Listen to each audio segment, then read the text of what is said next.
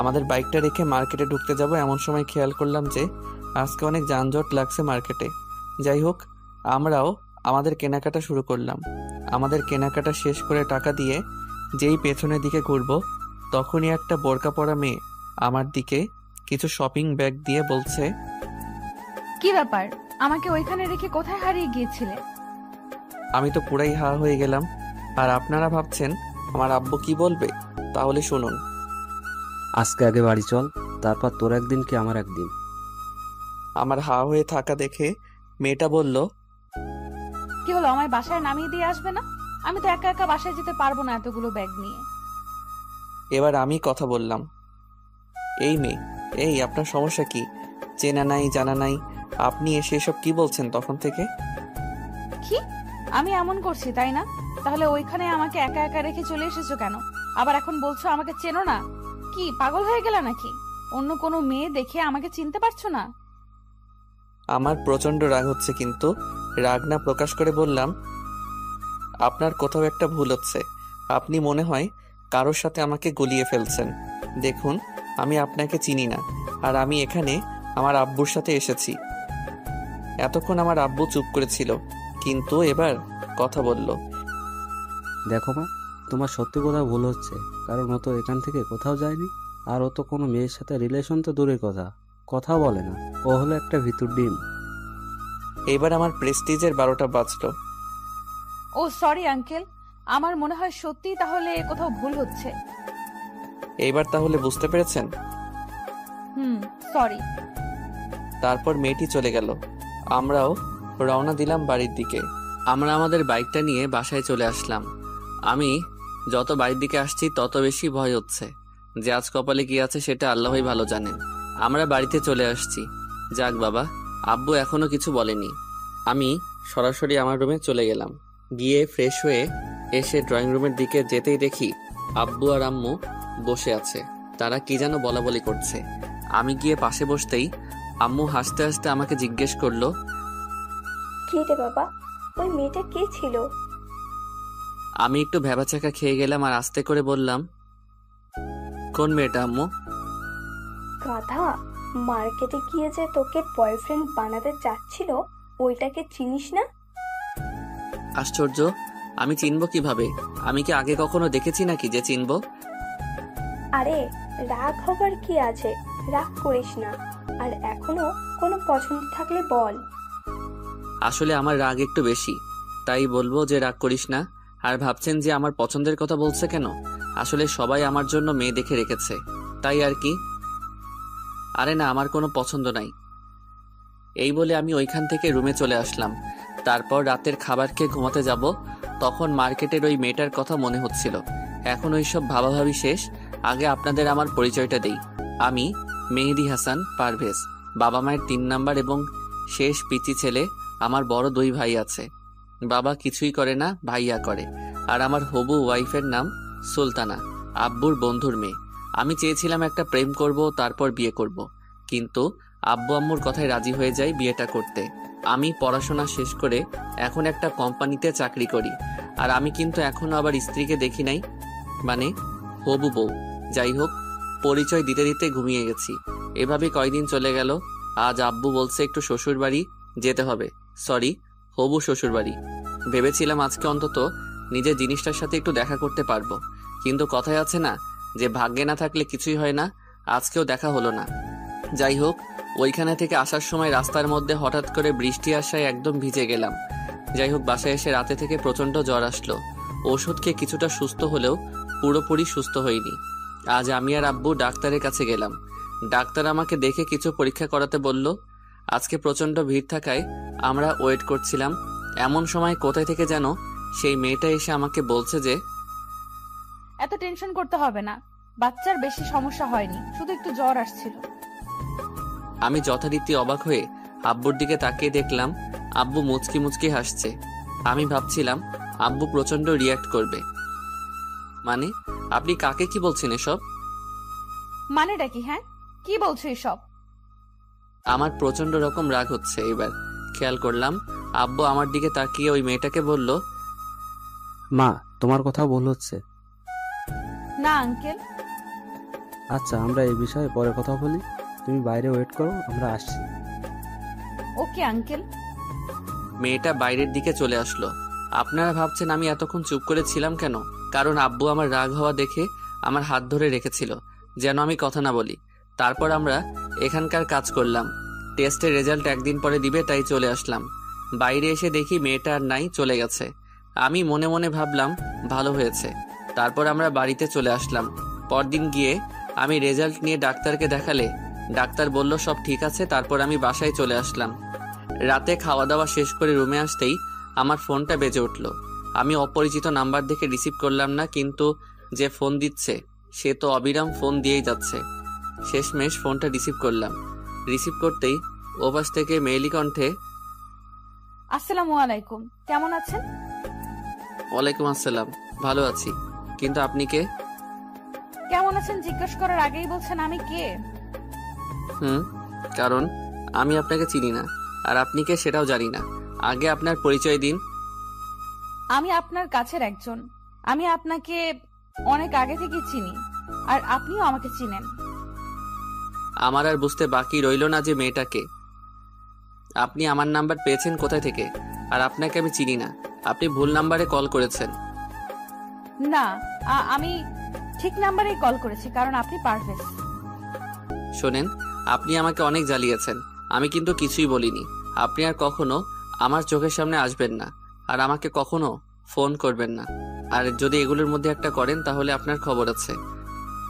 মেয়েটা কিছু বলার আগে টুট টুট টুট লাইনটা কেটে দিলাম। আর আমার প্রচন্ড রকম রাগ হচ্ছিল মেয়েটার উপর, যাকে কিনা আমি চিনি না জানি না, সে নাকি আমাকে চেনে। আজব সব কারবার। তারপর আমি ঘুমিয়ে গেলাম। পরদিন সকালে ঘুম থেকে উঠে ফ্রেশ হয়ে নাস্তার টেবিলে আম্মুকে একবার বললাম, আম্মু, আমি কি একবার সুলতানার সাথে দেখা করতে পারি? না, তোর দেখা করতে হবে না। ও তোর সাথে দেখা করেছে এবং কথাও বলেছে। তোর আর আলাদা করে দেখা করতে হবে না। কি বলছো এসব? আমার সাথে দেখা করলো কোথায়? করেছে। তোর এত ভাবতে হবে না। তোর না আজকে থেকে অফিস যাওয়ার কথা। তাড়াতাড়ি করে অফিসে যা, না হলে তোর আব্বু রাগারাগি করবে কিন্তু। আচ্ছা, যাচ্ছি, আর কি করব। এরপর আরো কিছু কথা বলে বের হয়ে চলে আসলাম অফিসে। অসুস্থ থাকায় এতদিন যাইনি। আসলে এটা আমার বন্ধুর অফিস। আমার বন্ধু এই অফিসের এমডি। আমি বসে বসে কিছু কাজ করছিলাম। এমন সময় পিয়ন এসে বলল, স্যার, আপনার সাথে একজন দেখা করতে আসছে। তিনি বললেন অনেক জরুরি। আমি বললাম আচ্ছা, পাঠিয়ে দিন। কিছুক্ষণ পর একটা মেয়ে বলে উঠল, আমি কি আসতে পারি? কথাটা শুনে আমি সামনের দিকে মুখ তুলে তাকাতেই আমার চোখটা আটকে গেল দরজায়। মার্কেটের সেই মেয়েটা আমার হা হয়ে তাকিয়ে থাকা দেখে মেয়েটা বলল, কি আসবো না এখানেই দাঁড়িয়ে থাকবো? আসেন। মেয়েটি ভেতরে এসে দাঁড়াতে আমি বললাম, বসেন। মেয়েটি আমাকে ধন্যবাদ দিয়ে বসলো। আমি অফিসে বলে আগে বললাম, আমি আপনার জন্য কি করতে পারি? একটা কাজে ডাকো, বিয়ে করে ফেলি। মেয়েটির কথা শুনে আমি পুরাই অবাক হয়ে গেছি। তখন আমি বললাম, কি? ডাকো। জানো, আমি তোমাকে ছাড়া আর একটি মুহূর্তও থাকতে পারবো না। আপনাকে ভূতে লাড়ে নাকি শয়তানে লাড়ে বলুন তো? মানে? কোন পাগলা গারদ থেকে পালিয়ে আসছেন? কি সব উল্টাপাল্টা বলছেন? গতকাল মার্কেট বললেন, আবার রাতে ফোন করে বললেন, এখন আবার এখানে আসছেন। আপনি এখানে আসছেন কেন? কালকে রাতে যেভাবে রাগ দেখিয়ে ফোনটা রেখে দিলে, রাতে ভাবলাম একবার তোমার সাথে দেখা করে আসি, আর কাজে ডেকে নিয়ে এসে বিয়েটাও সেরে ফেলি। উফ, এবার কিন্তু রাগ উঠে যাচ্ছে। আচ্ছা, একটা কথা বলেন তো, আপনি কিসের জন্য আমার সাথে লেগেছেন? আমি আপনার কি করেছি? আপনি অনেকদিন থেকে আমাকে এইভাবে বিরক্ত করছেন, কিন্তু কিসের জন্য এরকম করছেন? এমনিতেই আপনাকে জ্বালাতন করতে আমার খুব ভালো লাগে, তাই। আর আপনাকে ছাড়া আর কাকে জ্বালাতন করব বলেন? কি বলছেন এসব? আমি আপনাকে চিনি না, আর আমাকে জ্বালাতন করতে ভালো লাগে মানেটা কি? আর আমাকে ছাড়া কাউকে জ্বালাতন করবেন না মানেটা কি? সবগুলোর উত্তর একটাই। তুমি মনে হয় ভালোভাবে বুঝতে পেরেছো। তুমি আমার স্বামী, আমি তোমার স্ত্রী। তবে শুনুন, আমার না বিয়ে ঠিক করা আছে। আর আমার ওয়াইফের নাম সুলতানা। 15 দিন পর আমার বিয়ে। ও, আপনাদের তো বলতে ভুলেই গিয়েছিলাম যে আমার বিয়ে আর মাত্র 15 দিন বাকি। তাই বুঝি? আমি বিশ্বাস করি না। কোনো কনফিউশন আছে নাকি? আমি তো বিশ্বাস করি। কনফিউশন হব কেন? অন্য কোনো মেয়ের দিকে তাকালে না মেরে ফেলবো। উফ দূর, আপনি এখন আসতে পারেন, জানতো। ওকে জানো, খুব তাড়াতাড়ি তুলে নিয়ে বাসর করবো, রেডি থেকো, বাই। এই বলে মেয়েটা উঠে চলে যেতে যেতে পেছনে তাকিয়ে বলল, বাই দ্য ওয়ে, আমার নাম সানজিদা। বলেই মেয়েটা চলে গেল। মেয়েটা চলে যাওয়ার পর মনে হলো আমি হাঁপ ছেড়ে বাঁচলাম। বড় একটা দীর্ঘশ্বাস ফেলে আমার কাজে মন দিলাম। এইভাবে দিনটা শেষ। এইভাবে যেতে যেতে 2 দিন পর অফিস থেকে বাসায় এসে ফ্রেশ হয়ে একটু ছাদে যাব ভাবলাম। তখনই আম্মু একটা ডাক দিল। পারভেজ, দেখ তোর ফ্রেন্ড এসেছে, বাইরে আয়। আমি মনে মনে বললাম, আমার ফ্রেন্ড আসছে, কিন্তু আমার তো এইরকম কোনো ফ্রেন্ড নাই। যাই হোক, আমার রুম থেকে বেরিয়ে এসে দেখে তো আমার চক্ষু চড়ক গাছ। আমি আবারও আগের বারের মতো হতবাক। আরে আপনারা ভাবছেন কে এসেছে? আর বইলেন না, ওই যে মেয়েটা, ওই মেয়েটাই আসছে, সানজিদা। কিরকম মেয়েরে বাবা, চিনা নাই জানা নাই, হুটহাট সব জায়গায় চলে আসে। আম্মু আর মেয়েটা বসে আছে। আমার এইভাবে হা করে তাকিয়ে থাকা দেখে আম্মু বলল, কি রে, অবাক হওয়ার কি আছে? আর ওইরকম গাধার মতো দাঁড়িয়ে আছিস কেন? বস এসে। আমি কিছু না বলে বসলাম। আর ওই মেয়েটার দিকে তাকিয়ে দেখি মেয়েটা একরকমের হাসি দিচ্ছে, শয়তানিটাই হাসি। তা দেখেও আমি কিছুই বললাম না। আমি বসার পরে আম্মু বলল, তোরা বসে গল্প কর, আমি একটু আসছি। আচ্ছা ঠিক আছে। এমনিতেই আমার প্রচন্ড রকম রাগ হচ্ছে যে মেয়েটাকে আমি চিনি না, হুটহাট করে সব জায়গায় চলে আসছে। তারপরও আমি সবকিছুই বুঝিয়ে বলেছি। তারপরও এইরকম কাজ করে কিভাবে? আমার চুপ করে বসে থাকা দেখে মেয়েটা বলল, আমার জানুটা কি ব্যাপার, রেগে আছে মনে হয়? রাগলে না তোমাকে অনেক কিউট লাগে জানো। না, আমি রাখবো কেন? আপনি কি রাগ করার মতো কিছু করেছেন যে আমি রাগ করব? না, আমি জানি আমার জানুর রাগ অনেক। আর তুমি যে এখন প্রচুর রেগে আছো আমি বুঝতেই পারছি। তো যখন বুঝতেই পারছেন, তাহলে আবার বলেন কেন? আর আপনি আমার বাসার ঠিকানা কোথায় পেলেন? আমি যেখানেই পেয়েছি তোমাকে বলবো কেন? আপনাকে বলতেই হবে, বলেন। আর কেন আসছেন? আমার পিছনে কেন পড়ে আছেন? আপনি ঠিকানা পেয়েছেন ঠিক আছে, তো আবার বাসায় এসেছেন কেন? আসতে মন চেয়েছে তাই এসেছি, আরো আসবো। আর আমার জানুটাকে অনেক দিন দেখি নাই, তাই চলে এসেছি। ওরে আল্লাহ রে, আমাকে একটু উপরে উঠাই নাও, তাও মনে হয় আমি ভালো থাকবো। আরে কি বলেন এসব? আর মাত্র কয়েকদিন পর বিয়ে, আর এখন এগুলো কথা বলছো কেন? তো আমি কি করব বলেন? কিছুই করতে হবে না, যাই হোক। তোমার বিয়েতে আমাকে দাওয়াত দিচ্ছ তো নাকি? আপনাকে দাওয়াত দিব আমার বিয়েতে কোনো প্রশ্নই ওঠে না। দাওয়াতটাও লাগবে কেন? আমি তো তোমাকে বিয়ে করব, রোম্যান্স করব, বউকে দাওয়াত দিতে হয় না। দেখো না, বউ নিজে এসে গেছে বিয়ের কথা বলতে। ফাজিল মাইয়া, তোরে বিয়ে করতে ঠেকা পড়ছে। আমার কথা শেষ না হতেই আব্বুর আগমন। কি হ্যাঁ, কে কাকে দাওয়াত দিচ্ছে না শুনি? আঙ্কেল আসসালামু আলাইকুম, আপনি কেমন আছেন? আমি ভালো আছি মা, তুমি কেমন আছো? আর তোমার বাসার সবাই কেমন আছে? সবাই ভালো আছেন। আম্মু বলল আপনাদের সাথে দেখা করে যেতে, আর আম্মু আপনাকে আর আন্টিকে একবার যেতে বলেছে, তাই আর কি। কথা শেষ না হতে আমি শুরু করলাম, ও তাহলে আমার সাথে প্রথম দিন থেকে তাহলে সবার অভিনয় চলছে? বাহ, খুব ভালো। তোমরা চীনা পরিচিত তাহলে? আসলে একটু খারাপ লাগছে এটা ভেবে যে আব্বু আম্মু সবাই ওই মেয়েটাকে চেনে আর আমার সামনে প্রকাশ করেন না। আর আব্বু বলছিলেন না যে কাকে দাওয়াত দিব না, সে হচ্ছে এই মেয়েটা। চুপ গাধা, যা উপরে যা, এইখানে আর বসে থাকতে হবে না। আর শোন, কালকে সকালে তোর ফ্রেন্ডের সবাইকে দাওয়াত দিবি। আচ্ছা। আমি উঠে চলে আসার সময় একটা কথা মাথার মধ্যে কেমন যেন ঘুরপাক খাচ্ছে। আমি আর কিছু না ভেবে পেছনে ঘুরে মেয়েটাকে উদ্দেশ্য করে বললাম, এই যে আপনি কি সানজিদা ইসলাম সুলতানা? আমার কথা শুনে ওর মুখটা কেমন চুপসে গেল। আর আব্বু তো মনে হয় পুরাই অবাক হয়ে গেছে, কিছুই বলছে না, শুধুই তাকিয়ে আছে, কেউ কিছু বলছে না। এর দুজনেই হতবাক। এইবার আমার একটু রাগ হলো। আমি এবার জোরে বললাম, কি হলো বলেন, কথা বলেন। আমার দিকে তাকিয়ে আব্বু বুঝতে পেরেছে যে কিছুটা আমার রাগ হচ্ছে, তাই আব্বু আর কিছুই বলল না, কারণ আমি রাগলে কেউ কিছুই বলে না, আর তখন কেউ কিছু বললে আমার রাগ বেশি হয় আর পরিণতি খারাপ হয়। এখনো কেউ কিছুই বলছে না। আমি এবার বললাম, কি কিছু বলছেন না কেন? কিছু বলবেন না অন্য কিছু করতে হবে আমাকে? এবার মনে হয় মেয়েটা একটু ভয় পেয়েছে। ভয় পেয়ে মেয়েটা ভাঙা ভাঙা গলায় কথা বলছে। আমি মেয়েটা ভয় পেয়ে বলতে যাবে এমন সময় আম্মু চলে এসে বলছে, কি হয়েছে? তুই ওকে ওই রকম করছিস কেন? তুই দিন দিন কি হচ্ছিস বলতো? বাড়িতে একটা মানুষ এসেছে আর তুই কি না আলতু ফালতু প্রশ্ন করা শুরু করেছিস? কই না তো, আমি তো শুধু সত্যি কথাটা জানতে চাইলাম, আর তুমি কি না কি বলছো? তোকে কিচ্ছু এখন জানতে হবে না, এখন উপরে যা, পরে জানবি। সাথে আবার আব্বু একটু যোগ করলো। আমিও তো সেই কথাই বলছি, তুই এখান থেকে যা, আমি পরে সব বলবো। আচ্ছা ঠিক আছে, তবে আপনি কিন্তু পার পাবেন না, আপনাকে উত্তর দিতেই হবে। বলেই আমি উপরে চলে গেলাম। পরদিন সকালে ঘুম থেকে উঠে ফ্রেশ হয়ে নাস্তা শেষ করে অফিসে চলে আসলাম। সেদিনের মতো অফিস শেষে বাসায় এসে দেখি ভাইয়া ভাবি আসছে আর পিচ্চি এসেছে। আরে আপনারা ভাবছেন পিচ্চি আবার কে? ও আপনাদের তো বলাই হয়নি। পিচ্চি হচ্ছে আমার ভাইয়ের মেয়ে, নাম ঈশিতা। আমি পিচ্চি বলি। যাই হোক, এই কয়দিন খুব ভালো কাটবে, কারণ পিচ্চির সাথে খুব ভালো সময় কাটানো যায়। আর পিচ্চিটা অনেক কিউট আর খুব পাকা পাকা কথা বলে। পিচ্চির সাথে কোনো বিষয় পেরে ওঠা যায় না।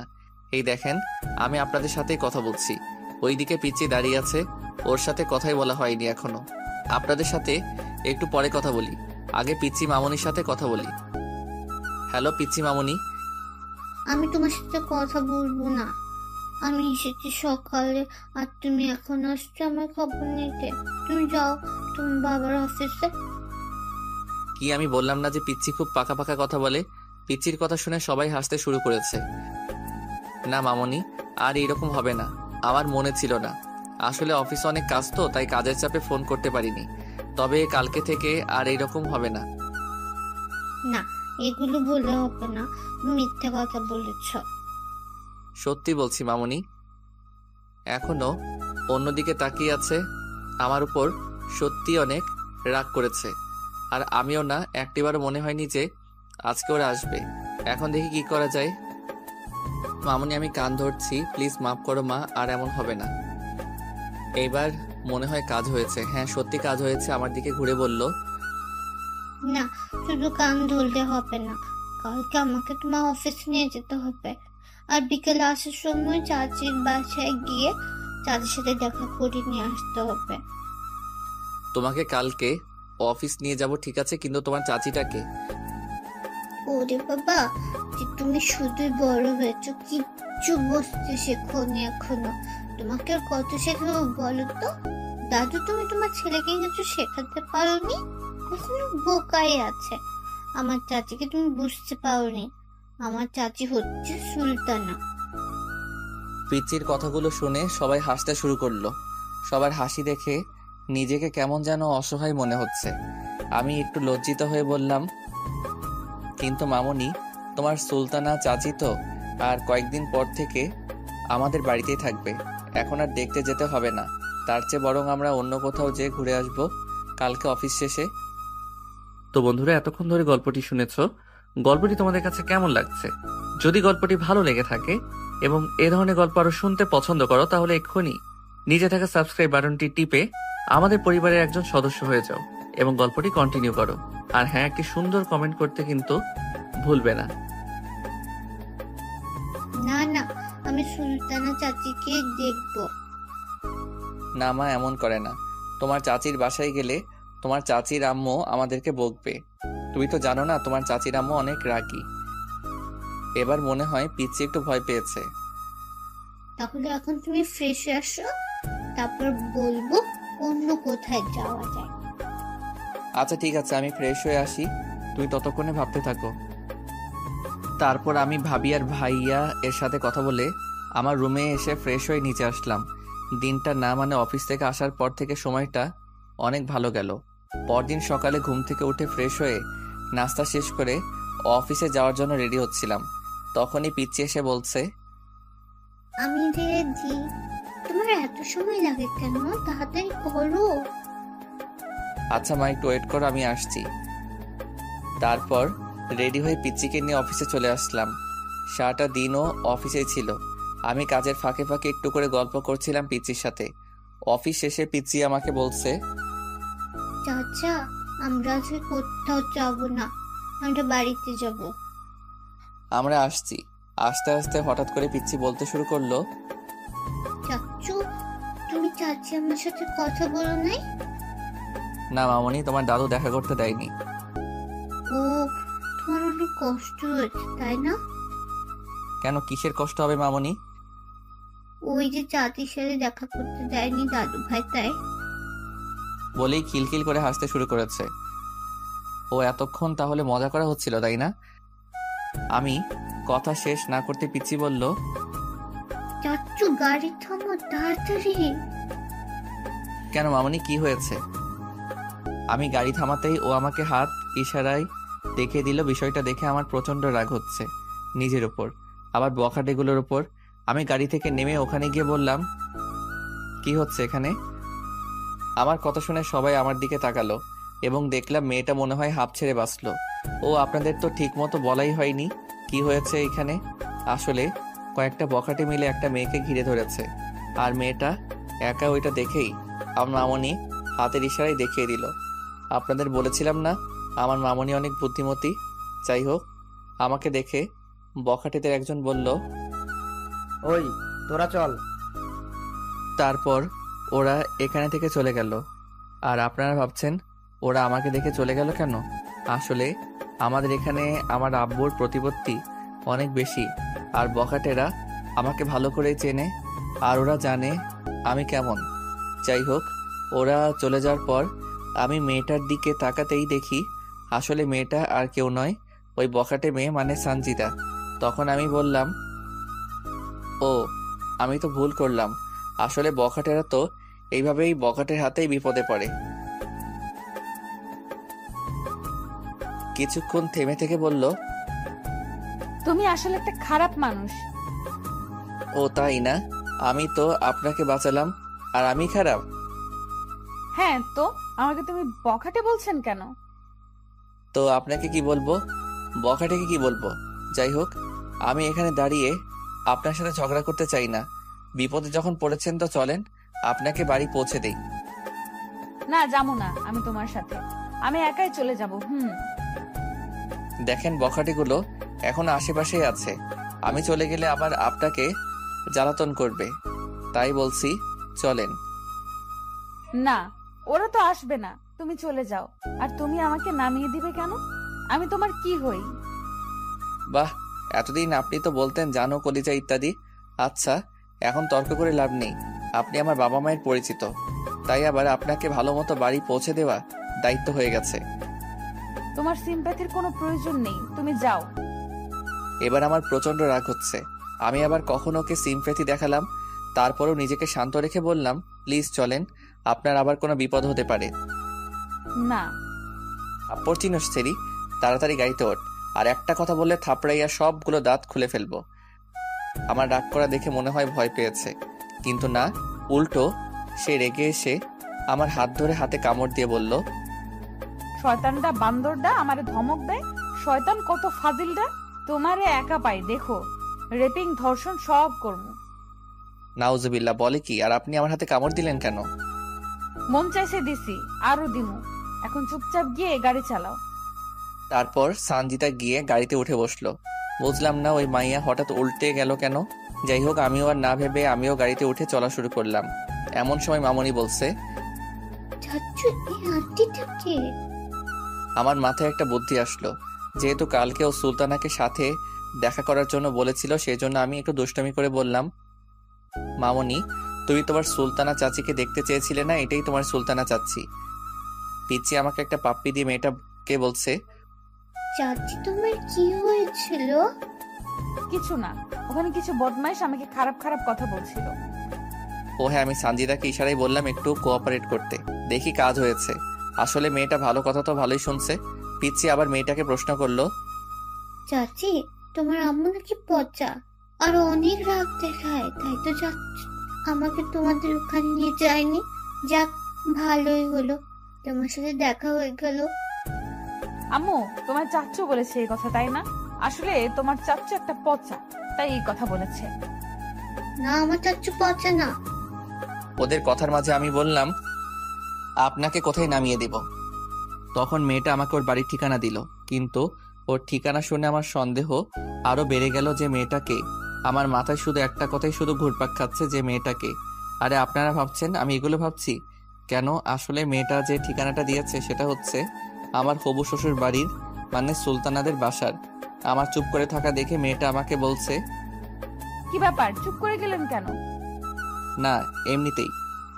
মেয়েটা আর পিচ্ছি গল্প করছে, আর আমি মনে মনে ভাবছি মেয়েটাকে। আমি বাসায় গিয়ে হাজারবার বললেও সুলতানার একটা ছবিও দেখাবে না। আসলে আমাকে প্রথমে সুলতানাকে দেখার বিষয়ে বলা হয়, কিন্তু আমি তখন বাহাদুরের মতো বলেছিলাম, আপনাদের পছন্দই আমার পছন্দ, আর এখন দেখতে চেয়েও দেখতে পাচ্ছি না। কপাল আমার। তবে আপনাদের বলছি, আপনারা কেউ আমার মতো এমন বোকামি করবেন না। যাই হোক, তারপর মেয়েটাকে আমার বউয়ের বাড়ি থুক্কু আমার হবু শ্বশুর বাড়ির কাছে নামিয়ে দিয়ে চলে আসলাম। বাসায় এসেই সরাসরি ভাবির কাছে হানা দিলাম, কোনো লাভ হলো না। তারপর ভাইয়ার এর কাছে, তাতেও ফেল মারলাম। সবার একই কথা, কদিন পরেই তো বিয়ে, এখন আর দেখতে হবে না। শত শত বুঝিয়েও লাভ হচ্ছে না। তাই ব্যর্থ হয়ে রুমে এসে ফ্রেশ হয়ে বিছানায় গা এলিয়ে দিলাম। চোখটা একটু ধরে এসেছে, তখনই আব্বুর ডাক। ধর্মর করে উঠে দৌড় না হলে খবর আছে, আর এখন ডাকার ধরনটা আলাদা মনে হচ্ছে। যাই হোক, নিচে আসতে আসতে বুঝতে পারলাম যে কিছু একটা হয়েছে। আব্বুর কাছে এসে বললাম, কি হয়েছে আব্বু? আজকে রাস্তায় কি করেছিস? কই না তো, আমি তো কিছুই করিনি। রাস্তার মেয়েদের জ্বালানো শুরু করেছো? না আব্বু, আমি তো এরকম কিছুই করিনি। আর তোমার কি মনে হয় আমি যখন পড়াশোনা করতাম তখনই মেয়েদের পাত্তা দেইনি, আর এখন? আর তোমাকে কে কি বলেছে শুনি? আমি সব ঠিকঠাক জানি যে তুই আজকে কাকে এগুলো করেছিস, আর বলছিস এগুলো করিসনি। এবার আমার মাথার মধ্যে সবকিছু একদম পরিষ্কার হয়ে গেল। আমি বুঝতে পারছি না মেয়েটা আমার পেছনে লেগেছে কেন। আমি আব্বুকে বললাম, ওইটা কি সুলতানা? হ্যাঁ। সত্যি? হ্যাঁ মানে না, আমি কি বলতে কি বলেছি। এই তুই এখন যা, পরে এই বিষয়ে কথা বলবো। তারপর আমি ওখান থেকে চলে আসলাম। এসে যেইমাত্র বিছানায় একটু শুয়ে পড়ার প্রস্তুতি নিচ্ছি, তখনই আমার ফোনটা বেজে উঠল। অপরিচিত নাম্বার দেখেও 7-5 না ভেবে রিসিভ করলাম, কিন্তু মেজাজটা খারাপ থাকায় একটু কটমট করে বললাম, হ্যালো। কিন্তু এ কি, ওই পার থেকে শুধু হাসির আওয়াজ পাওয়া যাচ্ছে। আমার বিরক্তি আরো বেড়ে যাচ্ছে, মেজাজটা আরো বেশি খারাপ হচ্ছে। আপনারাই বলেন কার মেজাজ খারাপ হবে না এরকম অবস্থায়? একে তো আব্বুকে ওই বজ্জাত মেয়েটা মিথ্যা কি সব বানাই বলছে, আর এখন আবার ফোনে এইরকম বিরক্তি, আর ভালো লাগছে না। আমি আবারও বললাম, হ্যালো। কিন্তু একই কাহিনী, এবারও শুধুই হাসির শব্দ। আমি এইবার আর চুপ থাকতে পারলাম না। ওই বজ্জাত মেয়ে, তুই কি পাইছিস রে? যেদিন থেকে আমার পেছনে ঘোরা শুরু করছিস সেদিন থেকেই প্রায় সময় আমার জন্য একটা না একটা বাস তৈরি হয়ে থাকে। আমি কি দোষ করেছি? দয়া করে এবার আমার একটু রেহাই দেবন। এক নিঃশ্বাসে কথাগুলো শেষ করেছি আমি। এবার উত্তর পেলাম, এই তো জ্বালানো মাত্র শুরু, জানো? এখনো তো সারা জীবন পড়েই আছে। এখনই এই অবস্থা? আর হ্যাঁ, আমি তোমার বোন না, সানজিদা, তোমার জানুটা। আপনি আমার যাই হন না কেন আগে বলেন, আমার আব্বুর কাছে কি বলেছেন? কই না তো, আমি তো কিছুই বলিনি তো, জানো। দেখেন, মেজাজটা এখন খুবই খারাপ আছে। প্লিজ আর এখন এমন কিছু করতে বাধ্য করবেন না যে পরে আপনাকে এর জের টানতে হয়। ওই, আমাকে ভয় দেখাও? হ্যাঁ, আমি আর তোমাকে ভয় পাই না। এখন আমি বুঝে গেছি তোমাকে কিভাবে শাস্তি পাওয়াতে হয়। একটু শান্ত হয়ে বললাম, দেখেন আপনি দয়া করে বলুন আমি আপনার কি ক্ষতি করেছি যার জন্য আমাকে এর মাসুল দিতে হচ্ছে, আর আমার বিয়ে ঠিক করে রাখা। আপনি প্লিজ আমার পিছু ছাড়েন। ওই চুপ। আর হ্যাঁ, কই, তখন মনে ছিল না যে আমি একটা মেয়েকে থাপ্পড় দিতে যাচ্ছি? কোন সাহসে? ও, তাহলে এই কারণে আমার নামে বিচার এসেছে, আর আমি যে আপনাকে ওদের হাত থেকে বাঁচালাম এটার কি? তো কি হয়েছে, বাঁচিয়েছো ভালো কথা। আমাকে তো রাগ না দেখালেও পারতে, একটু আদর ভালোবাসা দিতে। না, তখন আমার উচিত ছিল সিনেমার নায়কদের মতো আপনাকেও কোলে তুলে নিয়ে আমার গাড়িতে বসানো, তাই না বজ্জাত মেয়ে? একটু না হলে করতে, কি হতো একটু কোলে তুলে নিলে। সরি, মাফ করবেন। আমি যেন আপনাকে আর আমার চোখের সামনে না দেখি বলেই ফোনটা কেটে দিলাম। আসলে মেয়েটার কথা শুনে আমার রাগ আরো বেশি হচ্ছিল, আর ভালো লাগছিল না, তাই লাইনটা কেটে দিলাম। যাই হোক, তারপর থেকে আর কোনো সমস্যা করেনি মেয়েটা। এইভাবেই চলতে চলতে বিয়ের দিন চলে আসলো। আজকে গায়ে হলুদের দিন। সন্ধ্যার পর ভাবি এসে আমাকে ভাবির ফোনটা দিয়ে বলছে, নে ধর, ওই মেয়েটা কথা বলবে। না, আমি ধরতে পারবো না। আপনারা ভাবছেন ভাবির কাছে কেন ফোন করেছে? আসলে ও আমার কাছে ফোন করেছে, কিন্তু আমি রিসিভ করিনি। আর ভাবতে পারেন ভাবির ফোন নাম্বার কই থেকে পেলো, সে নিয়েছে। তুই ফোনটা ধরবি না, আমি আব্বুকে ডাকবো। আসলে আমি আব্বুকে ভয় পাই, আর আমার বাসার সবার কাছ দেখে মনে হচ্ছে আমার বিয়ে সুলতানার সাথে না, মেয়েটার সাথেই হচ্ছে। যাই হোক, আমি ফোনটা ধরলাম। আমি কোনো কথা বলছি না দেখে ফোনের ওই পাশ থেকে আওয়াজ আসলো, কেমন আছেন? ভালো তো থাকতে দিলেন না, আবার জিজ্ঞেস করছেন কেমন আছি। তাই বুঝি। আচ্ছা ঠিক আছে, তোমাকে কথা দিলাম আজকের পর থেকে আর জ্বালাতন করব না ফোন করে। সত্যি? সত্যি। তবে ভালো থাকবেন। আপনি আপনার রাস্তা দেখেন, আর আমারটা দেখি। ওকে, ভালো থাকবেন, বাই। আমি ওকে বাই বলতে যাব, তার আগেই লাইনটা কেটে দিল। বুঝলাম না। যাই হোক, আজকে আমার বিয়ে, অনেকটা টেনশনে আছি। বোঝেনি তো আপনারা, নতুন বিয়ে করছি, না মানে বিয়ে করছি নতুন, তাই আর কি। সারাটা দিন কেটে গেল, বিয়ের সব কাজ শেষ, নতুন বউ নিয়ে বাসায় চলে আসলাম। কিন্তু আমার পোড়া কপাল, কখনো বউয়ের মুখখানা দেখি নাই। শুধু শুনলাম যে আমার বউ নাকি সুন্দর। আর একটা আশ্চর্য বিষয় হচ্ছে, আমি সেদিন মেয়েটাকে এখানে নামিয়ে দিয়ে গিয়েছিলাম, বাট আজকে তো একবারও দেখলাম না মেয়েটাকে।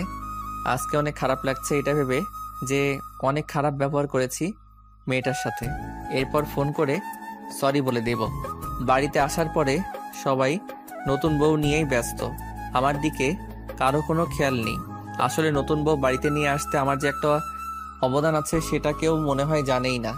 আমার অবস্থা এখন ডাস্টবিনে ফেলে আসা খাবারের মতো, কেউ একবার তাকেও দেখছে না আমার দিকে। আমার এই অবস্থা দেখে ভাই আমার কাছে এসে বলছে, কি ব্যাপার ভাই, কষ্টে আসত মনে হয়। আমি বললাম, কি যে বলেন না ভাই, কষ্টে থাকবো কেন। এরপর আরো কিছু কথা হলো ভাইয়ার সাথে। ও, আপনারা শুনবেন না? আমার বলতে লজ্জা লাগছে। বোঝেন তো, প্রথম বিশ্বযুদ্ধ, না মানে নতুন বিয়ে করেছি, তাও শুনবেন? আচ্ছা শুনেন। ভাইয়া এর কাছে থেকে কিছু টিপস নিলাম, আর কিভাবে বিড়াল মারতে হয়। আসলে আমি আমার ভাইয়ের সাথে ফ্রি, এভাবে অনেকটা সময় পার হয়ে গেল, তাই আমার অবস্থা দেখে উঠে গেল। একটু পর এসে আমাকে বলছে, চলো রুমে যাবে, তোমার জিনিস একা একা বসে আছে। কি বলেন? জিনিস মানে? এখন আবার কিছু জিনিস নিয়ে যেতে হবে? আমি বলেছি তোমার বউ, না মানে তোমার ওয়াইফ একা একা রুমে বসে আছে, যাও তাড়াতাড়ি। ও আচ্ছা, যাই তাহলে। 2 পা সামনে আগাতেই মনের মধ্যে ধক করে উঠল। আমার ঘরে দরজার সামনে গিয়ে আবার পেছনের দিকে দৌড়, ভাইয়ের কাছে গিয়ে থামছি। কি হলো? না কিছু না, এমনিতেই ভয় লাগছে ঘরে যেতে। তুই একটু আমার সাথে যাবি? হায় আল্লাহ, এ তো শুধু বড়ই হয়েছে, এখনো ছোট বাচ্চা। ওই তাড়াতাড়ি যাবি না আমি আব্বুকে ডাকবো? ভাইয়া তুইও? আব্বু! পুরোপুরি চিৎকার না করতেই আমি এক দৌড়ে দরজার কাছে। তারপর 2-3 বার বুকে ফু দিয়ে রুমে ঢুকবো, তখনই কেউ পেছন থেকে ধাক্কা দিয়ে দরজা আটকে দিল। আমার এইরকম অবস্থা দেখে আমার নতুন বউ একটু হেসে ফেললো। আমি অসহায় হয়ে শুধু একটু হাসির শব্দ পেলাম। যাই হোক, বউ এসে আমার পায়ে সালাম করে আবার গিয়ে বিছানায় বসলো, ইয়া বড় একটা ঘোমটা দিয়ে। আমি কি করব বুঝতে পারছি না। আমি এখনো দাঁড়িয়েই আছি। আমার এইরকম দাঁড়িয়ে থাকা দেখে বেচারা আমার বউ বলল, দাঁড়িয়েই থাকবেন না এদিকে এসে বসবেন? আমি বউয়ের কথা শুনে একটু স্বস্তি পেলাম। আমিও আর দাঁড়িয়ে না থেকে বউয়ের পাশে গিয়ে বসলাম। আমার প্রচন্ড ঘাম হচ্ছে দেখে সুলতান আমাকে বলে উঠল, ভয় পাচ্ছেন কেন এত? না মানে প্রথম বিয়ে করছি তো তাই। কি আরো বিয়ে করার ইচ্ছা আছে নাকি? হায়রে কপাল, কি বলতে কি বলছি এসব। না মানে ভুলে বের হয়েছে কথাটা। ও আচ্ছা, আর যেন ভুল না হয়। এইবার আমার একটু সন্দেহ হলো সুলতানার কণ্ঠ শুনে। আসলে আমার পরিচিত কণ্ঠ। মনে হচ্ছে এর আগেও শুনেছি কণ্ঠটা। সেদিকে মাথা না ঘুরিয়ে বললাম, আচ্ছা ঠিক আছে। একটু সময় চুপ থেকে বললাম, আমি আপনাকে দেখতে চাচ্ছি, যদি ঘোমটাটা সরাতেন। কেন, আপনি সরাতে পারছেন না? ওই আমি সরাবো। নয়তো কি আপনার ভাইকে ডাকবেন? না না, তার দরকার নেই, আমি সরাচ্ছি। এটা বলেই আমি ঘোমটা সরিয়ে যেই মাত্র বউয়ের মুখের দিকে তাকিয়েছি, তাতেই আমার চোখকে বিশ্বাস করতে পারছি না। আমার প্রচন্ড রকমের রাগ হচ্ছে এখন নিজের বাবা মায়ের প্রতি। আমি যেন বাকরুদ্ধ হয়ে গেছি, কিছুই বলতে পারছি না। একটা পাথরের মতো বসে আছি। ক্রমশ আমার রাগ বাড়ছে, আর আস্তে আস্তে আমার চোখ দুটোর রং কালো থেকে লাল হচ্ছে। আর আপনারা ভাবছেন আমি এইরকম রাগ হচ্ছি কেন? আসলে নতুন বউটার কেউ নয়, সেই মেয়েটা সানজিরা। আপনারা ভাবছেন, বলছেন তাহলে তো ভালোই হলো। আসলে বিষয় সেটা না। বিষয়টা হচ্ছে আমার সাথে এত নাটক কেন। আমার এখন মনে হচ্ছে আমার আপন কেউ নেই, কারণ আমার বাবা মা বোন দুলাভাই সবাই জানতো যে ওই মেয়েটাই আমার হবু বউ ছিল। আমার এইরকম ভাবে তাকিয়ে থাকা এবং রাগ হওয়া দেখে সুলতানা বলে উঠল, কি হলো আপনার? কথা বলছেন না কেন? আর আপনার চোখগুলো এমন লাল হয়ে যাচ্ছে কেন? আমার মাথায় যেন কিছুই ঢুকছে না, মেজাজটা আরো বেশি খারাপ হয়ে যাচ্ছে। আর আমার মাথায় শুধু একটা কথাই ঘুরপাক খাচ্ছে, যে সবাই মিলে আমার সাথে এমন করলো কেন। আমার কোনো রেসপন্স না পেয়ে সুলতানা আবারও বলল, আমি বুঝতে পারছি, আপনার মনে হয় শরীর খারাপ লাগছে, আপনি শুয়ে পড়ুন, আমি আপনার মাথায় হাত বুলিয়ে দিচ্ছি। সুলতানা এই কথা বলে আমার মাথায় হাত দিতে যাবে, ঠিক সেই সময় আমি ওর হাতটা এক ঝটকায় সরিয়ে দিয়ে বললাম, কোনো দরকার নেই তোরে আদিক্ষেতা করার। সুলতানা মাথা নিচু করে নিল, হয়তোবা কান্না শুরু করেছে। আমার সেদিকে কোনো খেয়াল নেই। আমি আজকে এর একটা হ্যাস্তন্যস্ত করেই ছাড়বো। আমি বিছানা থেকে উঠে দাঁড়ালাম, দরজার দিকে পা বাড়াবো, ঠিক সেই সময় সে আমার হাত চেপে ধরল। আমার হাত ধরায় আমার হাতের উপর পানির মতো কিছু একটা পড়লো অনুভব করলাম। আমি হাতটা ছাড়িয়ে নিতে চাইলেই পারছি না, কারণ নিজের বিবেক চাচ্ছে না। সুলতান আমাকে বলছে, দেখেন, অন্তত আজকের দিনটাই সিন ক্রিয়েট করবেন না। বাড়িতে অনেক লোকজন, আব্বু অপমানিত বোধ করবেন। ওর কথায় যুক্তি আছে দেখে আমি বললাম, আচ্ছা ঠিক আছে, তবে আপনি খবরদার আমার কাছে আসার চেষ্টাও করবেন না। ঠিক আছে। তারপর আমি বললাম, আপনি ঘুমান, আর একটা কথা সবাই যেন বুঝতে পারে যে আমরা দুজনেই অনেক খুশি। ঠিক আছে, কিন্তু আপনি ঘুমাবেন না? এই মেয়ে, এই বেশি কথা বলতে না করছি না, আর একটা কথা বললে খবর আছে।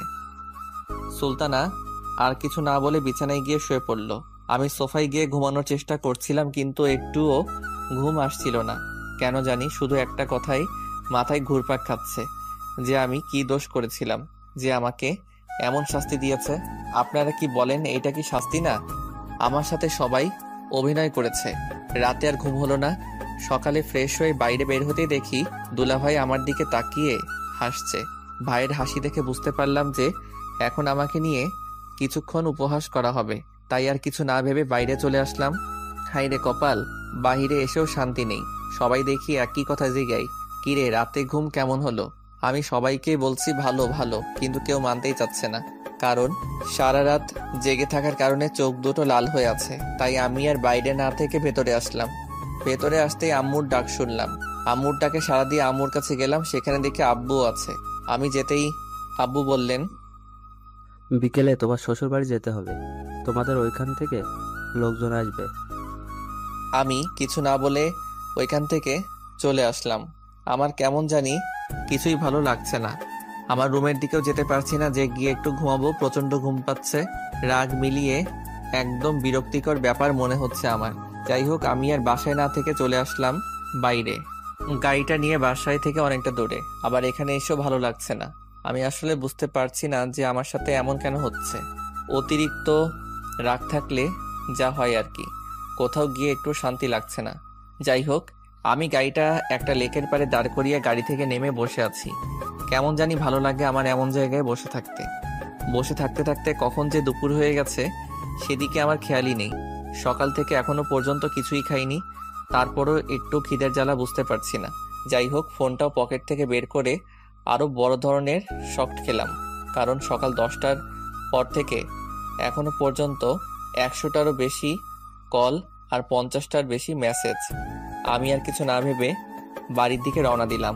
অতঃপর বাসায় এসে যা দেখলাম তা আমার ধারণার বাইরে। এসে দেখি আব্বু বসে আছে আর সবাই সুলতানাকে থামানোর চেষ্টা করছে। আসলে সুলতানা প্রচন্ড রকম কান্না করছে। আর হ্যাঁ, এখন আমার শ্বশুরবাড়ি থেকে কেউ আসেনি। আমাকে দেখে বাবা বসা থেকে উঠে এসে সরাসরি এক চড় বসিয়ে দিলেন। আমি কোনোভাবেই প্রস্তুত ছিলাম না। আর একটা বিষয় দেখে অবাক হলাম যে আমাকে চড় মারা দেখে সুলতানার কান্না আরো বেড়ে গেল। আব্বু শুধু বলল, তোর সাহস হয় কিভাবে? এইটুকু বলতেই ভাইয়া এসে আব্বুকে থামিয়ে দিয়ে বলল। তুমি বসো, আমি বলছি। তারপর ভাইয়া আমাকে টানতে টানতে আমার রুমে নিয়ে আসলো। কি, তোর কি কোনো বুদ্ধি শুদ্ধি নাই? সব হারাই ফেলছো? কেন, কি হয়েছে ভাইয়া? আমি আবার কি করলাম? তুমি কোথায় গিয়েছিলে? তোমার ওয়াইফ এখনো পর্যন্ত খায়নি, আর তোমাকে কতবার ফোন করেছে দেখো তো। মেয়েটা সেই সকাল থেকে কান্না করেই যাচ্ছে। ও আচ্ছা, শ্বশুরবাড়ির লোকজন কখন আসবে? এই তো কিছুক্ষণের মধ্যে চলে আসবে। আর শোন, তোমার ঠোঁটের কোণে কেটে গেছে, ওইখানে পরিষ্কার করে নাও। তারপর ভাইয়া চলে গেল আর আমি বাথরুমে গিয়ে একদম গোসল সেরে বের হলাম। এই বাবা, এটা কি সুলতানা এখনো রুমে আসেনি? আমি দরজার সামনে গিয়ে দেখি এখনো নিচে বসে কাঁদছে। আর ভাবি আম্মু কিছুতেই ওর কান্না থামাতে পারছে না।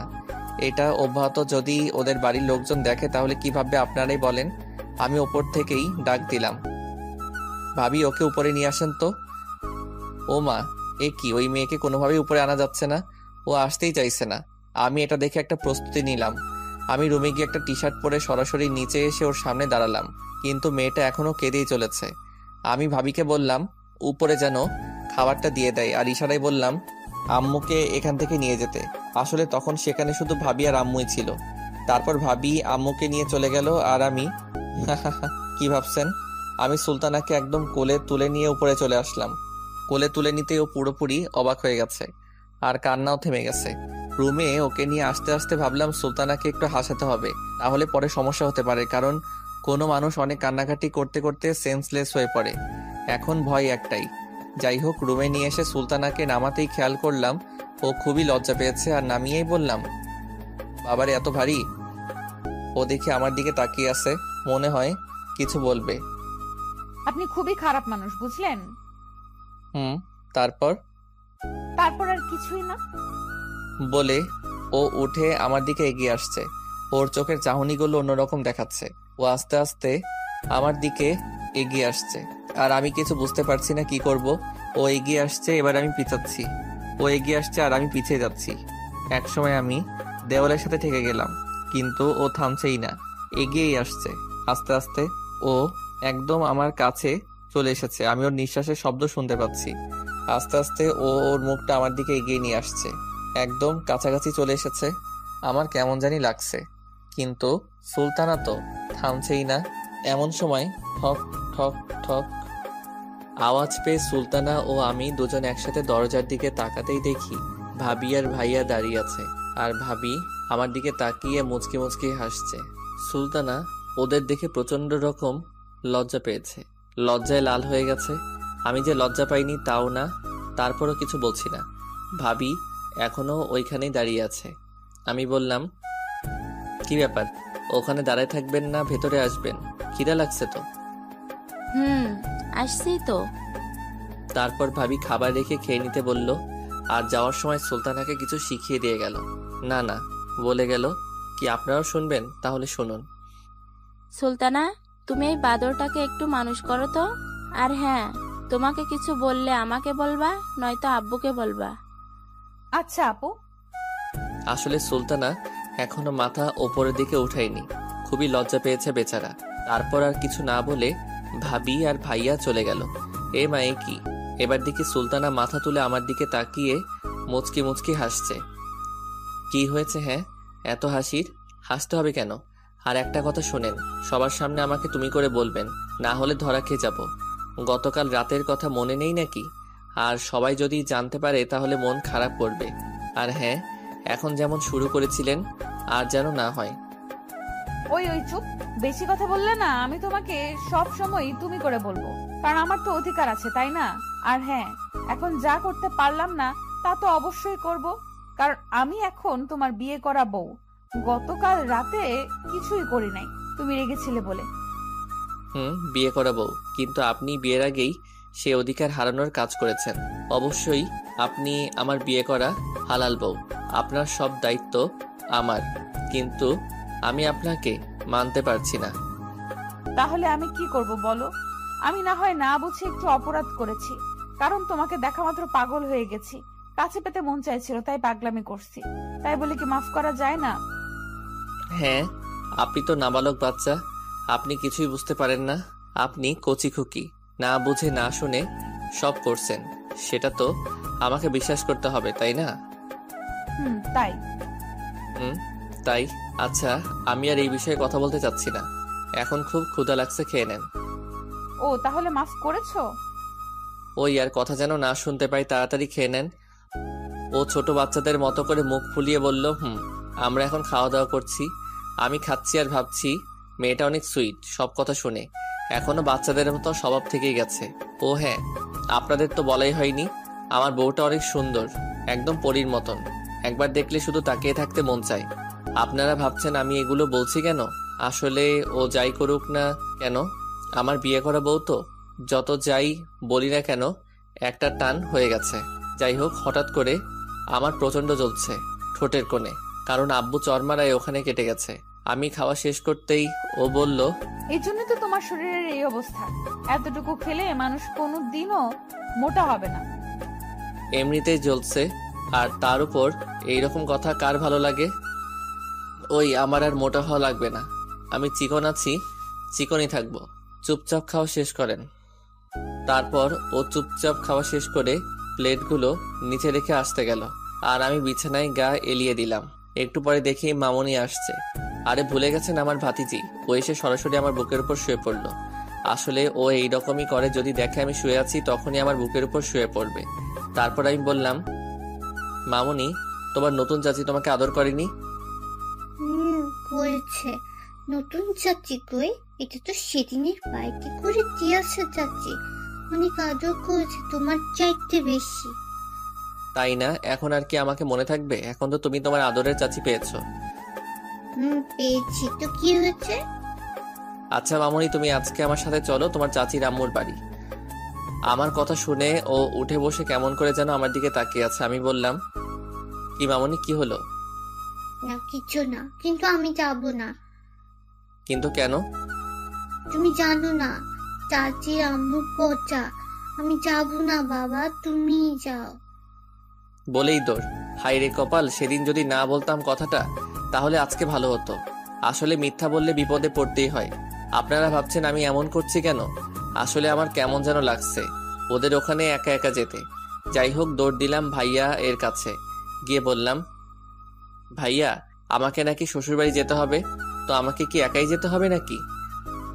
আরে না, একা যাবে কেন, তুমি আর সুলতানা যাবে। আমি কি আপনার সাথে মজা করছি বলেন ভাই? ভাই প্লিজ আপনি আমার সাথে চলেন না। আরে দূর, তুমি কি এখনো ছোট? বোকা, এত ভয় কেন? এখন আমাকে ছাড়ো, আমি দেখি তোমার শ্বশুর বাড়ির কারোর কিছু লাগবে কিনা, ওরা তো এদিক ওদিক আছে। আসলে আমি ঘরে থাকাই জানিনি যে ওনারা কখন এসেছেন। এরপর আমি ভাবি কাছে আসলাম, কিন্তু কোনো লাভ হলো না। তারপর ব্যর্থ হয়ে রুমে আসলাম। হায়রে কপাল, এখানেও শান্তি নেই, পুরো রুমের মধ্যেই মানুষ। এগুলো আবার কখন আসলো? আমাকে দেখে একজন বলল, কিরে সুলতানা, তোর হাজবেন্ডকে কি রাতে ঘুমানোর সময় দিসনি? বলেই সবাই হো হো করে হেসে উঠল। সুলতানা খুবই লজ্জা পেয়েছে, মাথাটা নিচু করে বসে আছে, আর আমাকে প্রচন্ড খারাপ লাগছে কথাগুলো শুনে। আরে ভাই, আমার ব্যাপারে আমি ঘুমাবো কিনা তাদের এত কি? আমি আর ওখানে না থেকে চলে আসলাম। তারপর ওখান থেকে নিচে এসে সবার সাথে কথা বললাম। সবকিছু ঠিক আছে কিনা তা ভালোভাবে পরোক্ষ করতেই আব্বু ডাকলেন। আমি যেতেই বললেন, শোনো, তুমি রেডি হয়ে নাও, বোমা রেডি। আচ্ছা ঠিক আছে বলে চলে আসতে শুরু করলে আব্বু আবার বলল, দেখো বাবা, তোমার রাগের কারণ আমি জানি, আর সবকিছু ভুলে যাও। আচ্ছা ঠিক আছে, কিন্তু মনে মনে বললাম এর ফল সুলতানা পাবে। তারপর ওখান থেকে এসে রেডি হয়ে চলে আসলাম শ্বশুরবাড়ি। লোকে বলে না শ্বশুরবাড়ি মধুর হাঁড়ি, আসলে কথাটা সত্য। যাই হোক, এখানকার সবাই এখন আমাকে নিয়ে ব্যস্ত বললেই চলে। কি আজব ব্যাপার তাই না? আমার বাড়িতে সবাই সুলতানাকে নিয়ে ব্যস্ত, আর এখানে আমায় নিয়ে সবাই ব্যস্ত। যাই হোক, তারপর রাতের খাবার শেষ করে রুমে যে আমি ফেসবুকে একটু নিউজ ফিডে ঘোরাঘুরি করছি। একটু পরেই সুলতানা আসলো। এসেই সরাসরি দরজা বন্ধ করে বিছানার দিকে এগিয়ে আসছে। আমি সুলতানার চোখের দিকে তাকাতেই বুঝতে পারলাম আমার সাথে এখন কিছু হলেও হতে পারে। ও এগিয়ে আসছে, আর আমার অবস্থা আস্তে আস্তে কেমন যেন হচ্ছে বুঝছি না। ও এসেই আমাকে ধাক্কা দিয়ে বিছানায় ফেলে দিল।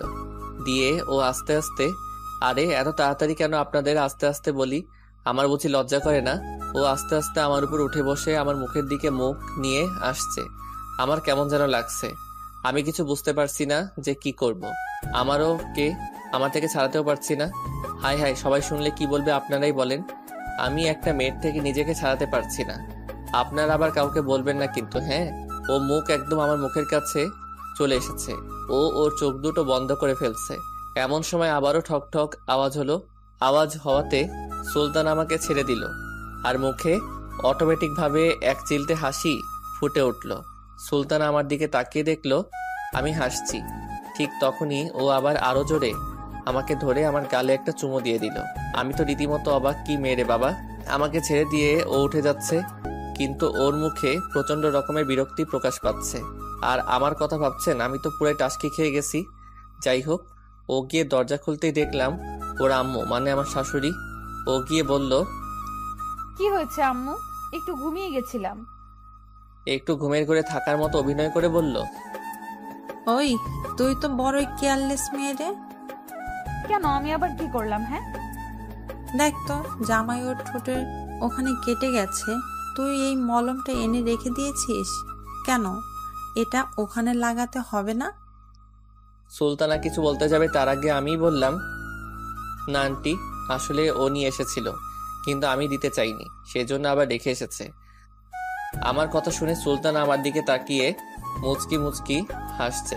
আমার শাশুড়ি বলছে, ও আচ্ছা, ঠিক আছে, তোমরা তাহলে ঘুমাও, কিন্তু এটা দিলে একটু তাড়াতাড়ি সেরে যেত। আচ্ছা দিন, আমি লাগিয়ে নিবনি। তারপর আমার শাশুড়ি ওইটা দিয়ে চলে গেল। তারপর সুলতানা ওইটা হাতে করে আমার কাছে এসে বলল, বাহ, খুব ভালো মিথ্যা বলতে পারো তো তুমি। আপনাকেই তো বাঁচালাম, না হলে আপনাকে তো আপনার আম্মু, না মানে আমার শাশুড়ি অনেক বকা দিত। সেটা বুঝতে পেরেই তো আমি ওইটা বললাম। ও তাই বুঝি। তা এখন এটা লাগিয়ে নাও, তাহলে এটা তাড়াতাড়ি ভালো হয়ে যাবে। কোনো দরকার নেই, ওইটা লাগাতে হবে না, ওটা এমনিতেই ভালো হয়ে যাবে। সুলতানা আর জোর করলো না, আর বলল, এখন শুয়ে পড়ো, অনেক রাত হলো। কি আপনি ঘুমাবেন না? না কোথাও যাবেন আমি ঘুমানোর পরে? হ্যাঁ যাবো তো, আমার বয়ফ্রেন্ডের সাথে দেখা করতে। কালকে তো আপনার বাড়িতে ছিলাম, তাই যেতে পারিনি। কি? হুম, কোথায় আপনার বয়ফ্রেন্ড? আমিও যাব দেখা করতে, চলেন। আপনাকে যেতে হবে না, আর আপনার লজ্জা লাগবে না। আপনি দাঁড়িয়ে দাঁড়িয়ে দেখবেন আমরা কি করব। এবার আমার একটু রাগ হচ্ছে। আচ্ছা ঠিক আছে, আপনি যান, তবে আগেই বলতে পারতেন যে আপনার এমন কেউ আছে। তাহলে কি করতেন? তাহলে আপনাকে বিয়ে করতাম না। কি? তুই আমার বিয়ে করতি না তো কাকে বিয়ে করতি বল? আমার কলার ধরে ঝাঁকাতে ঝাঁকাতে বলল। এবার আমি রীতিমতো অবাক আর নির্বাক দুটাই। এখন আমি বুঝতে পারছি কেন ও বিয়ের আগে আমাকে এভাবে জ্বালিয়েছে। ওই কলারটা তো ছাড়েন। আর আপনি বললেন বলেই তো বললাম। তুমি বুঝতে পারছো না কেন? আমি তো বলেছি তাই না, যে আমার ভুল হয়ে গেছে, সরি সরি, কিন্তু তুমি বুঝতেই চাইছো না। তো আমি কি বলবো বলো? হাই হাই, এটা আমি কি দেখছি? সুলতানা কান্না করে দিছে, কিন্তু আমার কলার এখনো ছাড়িনি। আমি কি করবো বুঝতে পারছি না। আসলে আমার যে ওকে ভালো লাগে না তাও না, কিন্তু দূর কিসের কিন্তু, যাই করুক না কেন সব তো আমার সাথেই করেছে, আর বউটা তো আমার, তাই না? আমি ওর চোখের পানিগুলো মুছে দিলাম আর বললাম, এত কষ্ট পাওয়ার কি আছে? আমি তো অভিনয় করছিলাম, আপনি যেমন করেছেন তেমন। সুলতানা আর কিছু বলল না, আমার কলার ছেড়ে এখন আমায় ধরেছে। আমি এবারও অবাক, কারণ এইরকম পরিস্থিতিতে আমি প্রথম। আমার এইরকম দেখে সুলতানা বলল, একটু জড়িয়ে ধরতেও পারেন না নাকি? হ্যাঁ, হুম। আমি হুম বলতেই ও আরো বেশি শক্ত করে জড়িয়ে ধরলো। আমার মনে হচ্ছে ছোট বাচ্চা ভয় পেয়েছে। যাই হোক, আমারও যখন ধরেছে সেহেতু আমিও ধরলাম। হাই হাই, আপনারা সবাই শুনে ফেলেছেন? কি লজ্জা কি লজ্জা। তবে ডোন্ট মাইন্ড, হ্যাঁ, আপনারা আবার কাউকে বলবেন না কিন্তু। তখনই সুলতানা বলল, চলো এখন আদর করবে, বাসরাতে কিছু করনি। কি করব? রোম্যান্স করব। বলে সুলতানা ধাক্কা দিয়ে আমায় খাটে শুয়ে দিল আর আমার বুকের উপর বসে শাড়ির আঁচলটা ফেলে আমার উপর ঝাঁপিয়ে পড়লো। আর বলা যাবে না কি হয়েছে, লজ্জা লাগে। যাই হোক, পরদিন সকালে ঘুম থেকে উঠে ফ্রেশ হয়ে নাস্তা করে একটু ঘুরতে বের হলাম একা একাই। তারপর দুপুরের পর খাওয়া দাওয়া শেষ করে বিকেলে আমরা বাসায় আমাদের বাসায় চলে আসলাম। ও আপনারা আবার শুনবেন কালকে রাতের সব কথা? হাই হাই, কি বলবো বলেন? লজ্জা লাগছে না, লজ্জা লাগছিল। বিয়ে করেন তারপর বুঝতে পারবেন। যাই হোক, বাসায় এসে রাতের খাবার শেষ করে সবার সাথে গল্প করে তারপর আর কি রুমে গেলাম। গিয়ে দেখি বউটা আমার মুখটা ফুলিয়ে বসে আছে, সেই বাসরাতে যেভাবে বসেছিল সেইভাবে। আমি রুমে যেতেই এসে আমার পায়ে সালাম করলো, কিন্তু আমি অবাক হয়ে জিজ্ঞেস করলাম, কি ব্যাপার, আজকে তো বাসর না? ও কি বললো জানেন? তো কি হয়েছে, প্রথম দিন তো আর বাসর হয়নি, তবে গতকাল হয়েছে, আজও হবে, প্রতিদিন হবে, আজকে আর ছাড়ছি না বলেই আমার উপর হামলা শুরু। এখানে থেকে শুরু হলো পারভেজ আর সুলতানার এর দুষ্টু মিষ্টি প্রেমের সংসার।